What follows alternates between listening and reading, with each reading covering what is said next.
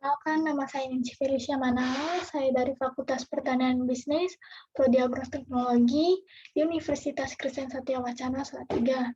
Nah, di sini saya akan membahas beberapa pokok tentang mata kuliah agroklimatologi. Yang pertama adalah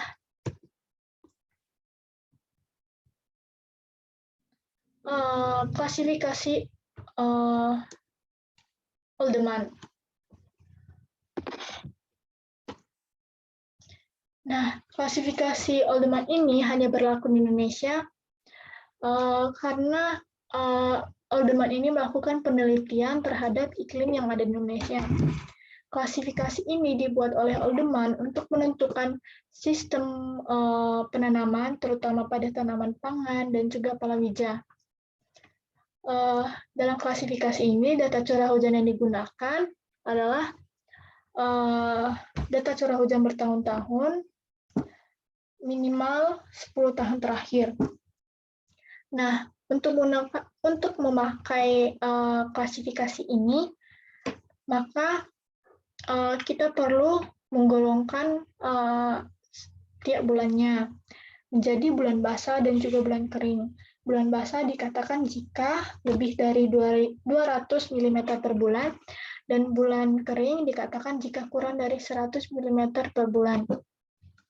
Selanjutnya,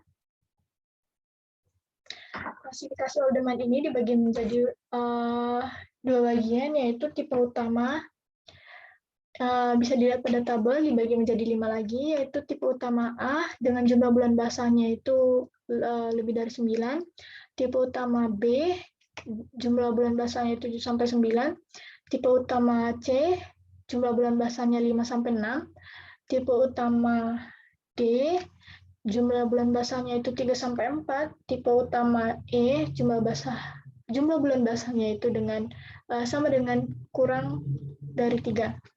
Nah, yang kedua yaitu subtipe. Nah, subtipe ini bisa dilihat juga dari tabel, dibagi menjadi 4, yaitu subtipe 1 dengan jumlah bulan keringnya itu kurang dari 1, subtipe 2 jumlah bulan keringnya itu 2-3, subtipe 3 itu jumlah bulan keringnya 4-6, subtipe 4 jumlah bulan keringnya itu lebih dari 6. Nah, dari tabel yang dua ini maka adalah segitiga iklim Oldeman. Nah, yang sisi horizontalnya ini merupakan jumlah bulan basah berturut-turut, dan di sisi kanannya ini merupakan jumlah bulan kering berturut-turut, dan yang di sisi kiri ini panjang musim pertumbuhan. Nah, bisa kita ketahui, misalkan di tipe iklim A, bulan basahnya itu berturut-turut adalah 12, maka jumlah bulan keringnya itu adalah 0. Atau jumlah bulan basahnya yang berturut-turut adalah 11, maka jumlah bulan keringnya itu adalah 1. Nah, 11 dan 12 ini merupakan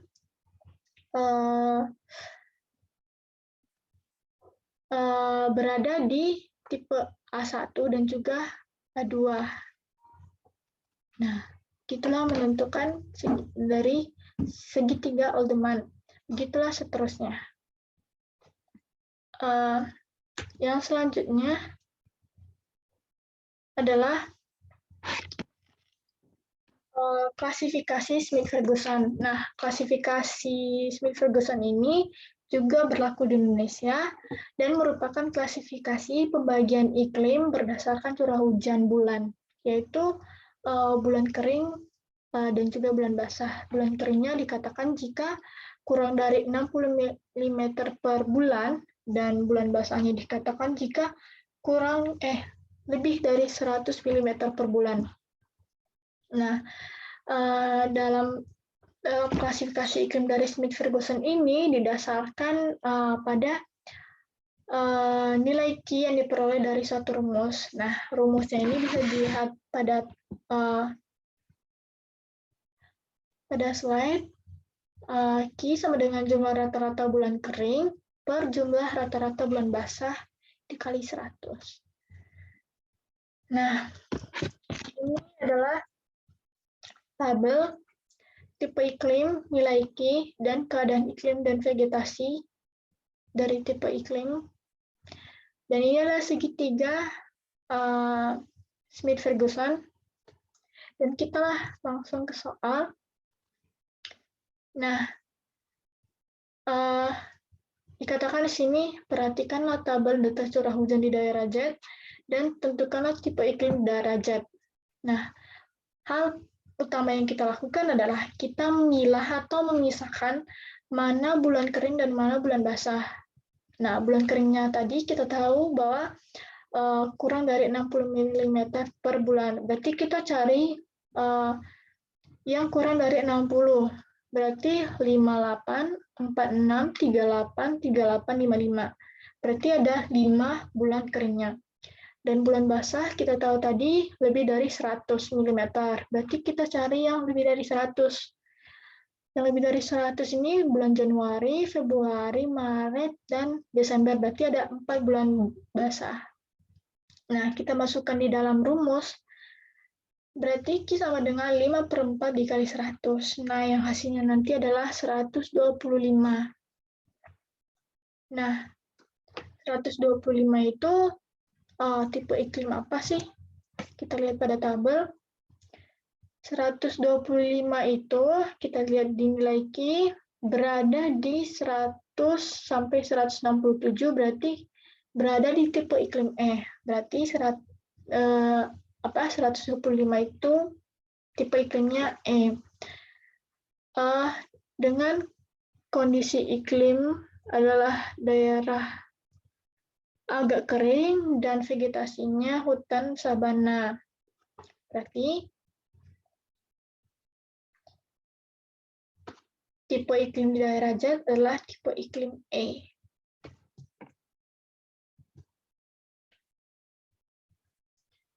Yang selanjutnya itu penggunaan informasi iklim untuk pertanian. Data yang diperoleh dari beberapa informasi mengenai iklim dan juga penggunaannya. Yang pertama, data yang diperoleh dari Badan Meteorologi, Klimatologi, dan Geofisika, atau yang sering kita ketahui dengan singkatan BMKG. Nah, dalam informasi yang diperoleh dari BMKG, contohnya itu informasi curah hujan. Nah, di informasi curah hujan ini digunakan untuk menganalisis bahaya erosi tanah. Jadi dengan adanya analisis bahaya erosi tanah, maka kita tahu cara bagaimana pengelolaan tanah yang baik, bagaimana cara pengelolaan tanah yang berkelanjutan. Dan juga analisis bahaya erosi tanah ini ditamakan untuk daerah-daerah yang miring. Yang kedua yaitu informasi data curah hujan, temperatur, kelembaban, dan tingkat erosi. Nah, data ini digunakan dalam mengevaluasi kesesuaian lahan. Misalkan di suatu lahan sudah kita evaluasi, berarti kita itu tahu apa jenis tanaman yang cocok ditanami di lahan tersebut. Nah, yang ketiga yaitu radiasi, suhu, kecepatan angin, tekanan uap, dan curah hujan. Nah, digunakan di dalam analisis indeks kekeringan di suatu lahan dan penentuan pola tanaman dan juga perencanaan irigasi dengan perhitungan neraca air. Nah, secara efektif dan efisien, informasi data iklim ini sangat penting untuk pertanian, yaitu untuk pemilihan komoditas unggulan. Kedua, untuk pengelolaan air yang cermat. Ketiga, yaitu pengelolaan tanah yang baik. Dan keempat, untuk pemilihan teknologi budidaya yang tepat guna. Nah, pembahasan yang berikut adalah tentang perubahan iklim. Pada kondisi yang normal, atmosfer itu mengandung gas rumah kaca yang berfungsi untuk menyerap dan memantulkan radiasi matahari dan menjadikan suhu permukaan bumi menjadi terkendali. Di dalam gas rumah kaca, tersedia gas-gas yang alami seperti CO2, CH4, N2O, O2, dan O3. Tetapi karena semakin majunya peradaban manusia, membuat adanya efek dari rumah kaca. Seperti yang pertama, bahan bakar fosil. Nah, bahan bakar fosil ini berasal dari fosil hewan atau tumbuhan. Nah, yang mempunyai karbon yang diubah dari fosil menjadi bahan bakar yang berfungsi untuk industri, transportasi, pertanian, dan juga rumah tangga. Nah, yang kedua yaitu penebangan hutan yang tak terkendali. Nah, akibat dari penebangan hutan yang tak terkendali, maka ketika pohon-pohon mulai berkurang, maka CO2 yang seharusnya diserap oleh pohon, maka CO2 itu akan berkumpul di lapisan atmosfer dan menyebabkan emisi karbon dioksida di udara. Dan perlu diketahui bahwa oksida nitrogen dan metana itu merangkap panas di atmosfer sehingga terjadinya peningkatan suhu di permukaan bumi dan permukaan laut. Dan yang disebut sebagai pemanasan global. Nah, akibat dari pemanasan global ini, maka akan membuat permukaan air laut meningkat. Mengapa seperti itu? Ya karena akibat dari pemanasan global tadi, gletser dan es kutub itu mencair. Nah, yang ketiga itu peningkatan produksi peternakan. Dan yang keempat yaitu sampah organik di daerah terbuka.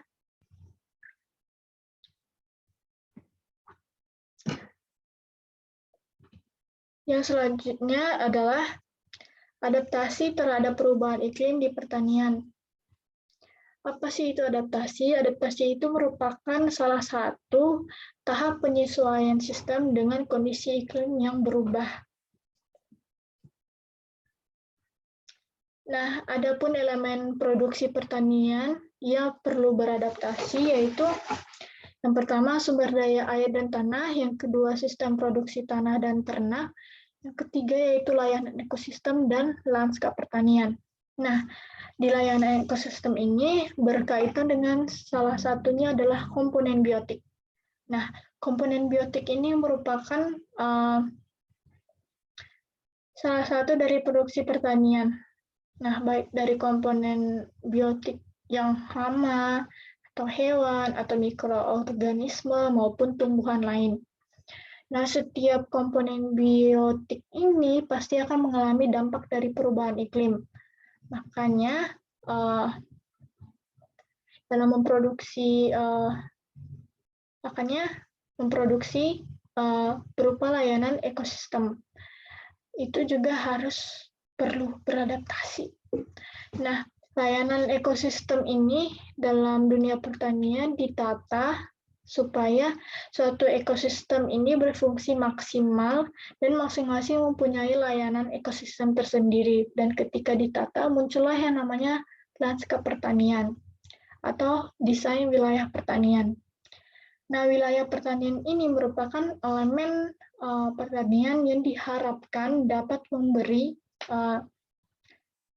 layanan ekosistem yang optimal. Jadi nggak asal menata, tetapi diatur sampai seperti merancang rumah. Nah, yang keempat yaitu struktur lahan pertanian.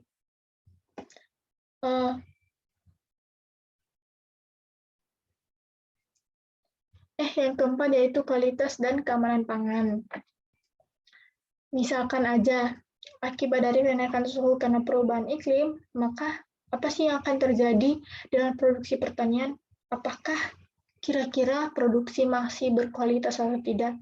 Pasti jawabannya tidak. Mengapa seperti itu? Contohnya saja nih, saya memproduksi tomat karena kenaikan suhu dari perubahan iklim, maka kualitas dari tomat yang saya produksi itu tidak akan bagus.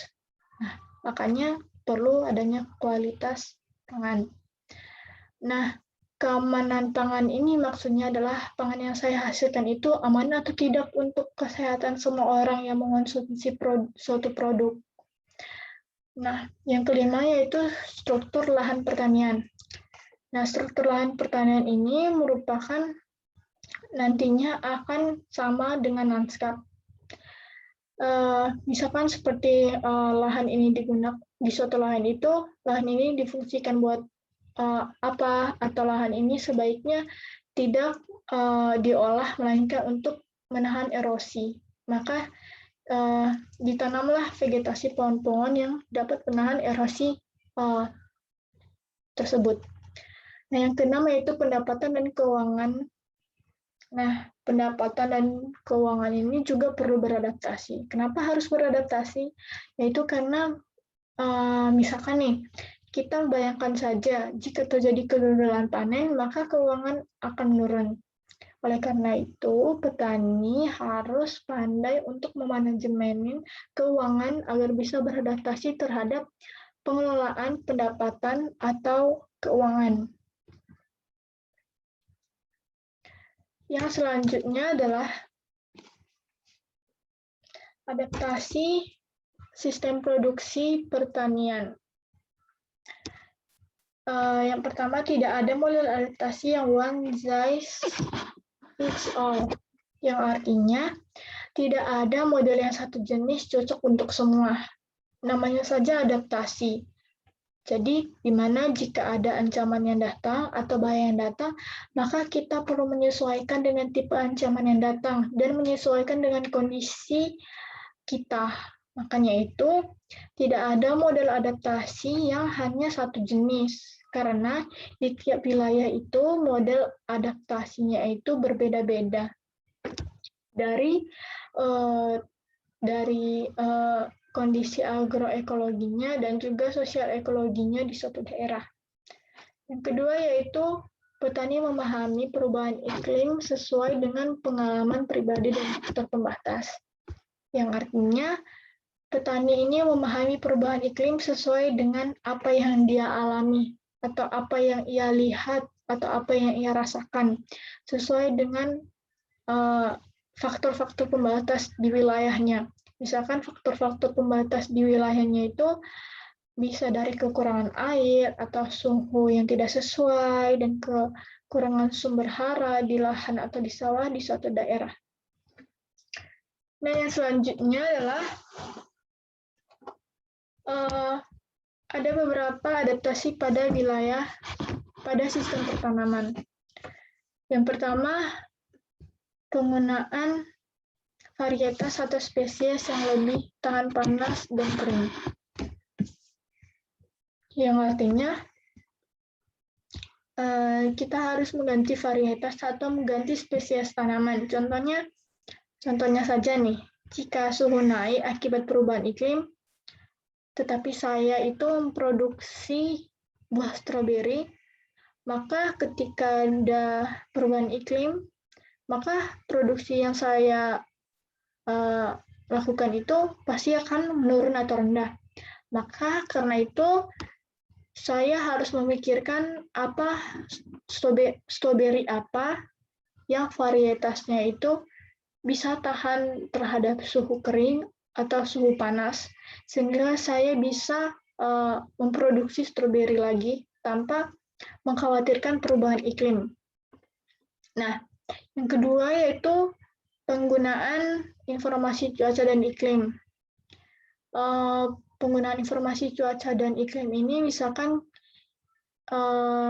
kita lihat misalkan ada data iklim atau data cuaca, kita lihat iklim 3 tahun terakhir seperti apa, atau curah hujan 3 tahun terakhir itu seperti apa, apakah bulan ini bulan kering atau bulan basah, agar kita bisa mengetahui dan juga bisa mengurangi adanya risiko gagal produksi yang mengakibatkan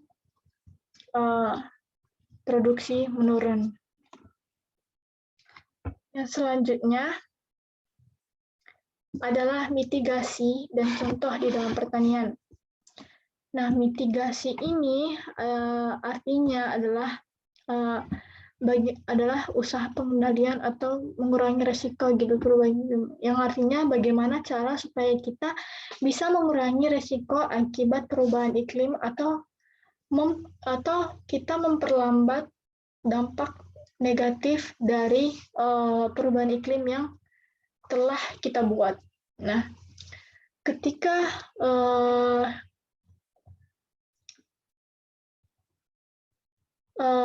perubahan iklim yang salah satunya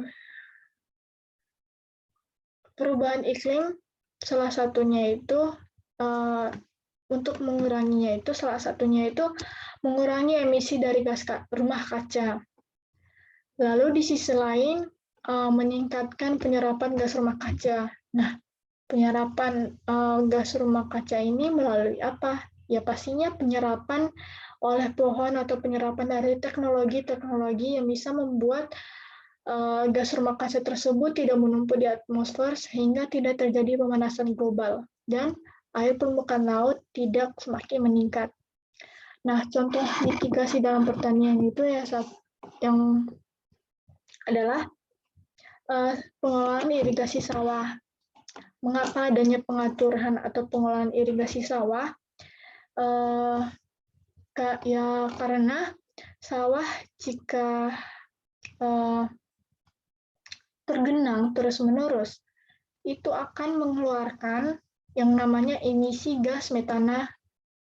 Nah, gas emisi tanah di sawah yang tergenang itu lebih jauh lebih banyak daripada lahan sawah yang kering. Nah, solusinya ini adalah lebih baik jika pengairannya dibuat berselang-seling supaya ada kondisi yang kering dan ada kondisi yang basah sehingga netral dan gas metananya menjadi rendah. Baik, hanya ini yang bisa saya jelaskan. Misalkan ada kata-kata yang salah atau tidak bisa dipahami, saya mohon maaf. Terima kasih.